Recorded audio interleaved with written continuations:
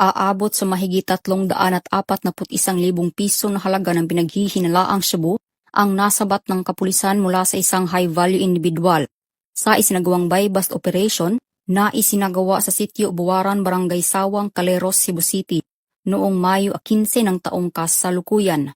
Kinilala ni Police Captain Noah Labra Anyana, officer in charge ng Police Station 6 Cebu City Police Office, ang suspect na si alias Adong, 52 anyos, isang high-value individual na residente ng Ermita Proper, Barangay Ermita, Cebu City.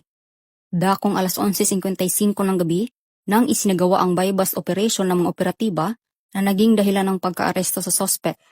Nakuha mula rito ang 5 pakete ng hinihinalang shabu na nasa 50.24 grams at may standard drug price na 341,632 pesos. Bukod sa droga, nakuha din mula sa operasyon ng isang coin purse at buy-bust money.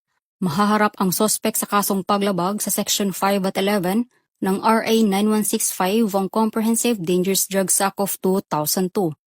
Ang naturang operasyon ay isang patunay na walang humpay na pagsusumikap ng kapulisan sa paghuli ng mga drug personalities bilang bahagi ng mas malawak na kampanya laban sa ilegal na droga, alinsunod sa layunin ng bagong PNP para sa bagong Pilipinas, serbisyong mabilis, tapat at nararamdaman. Mula dito sa Cebu City, ako ay inyong Police News Network Correspondent, Patrolwoman Flora May Asares, alagad ng batas, tagataguyod ng Balitang Pulis.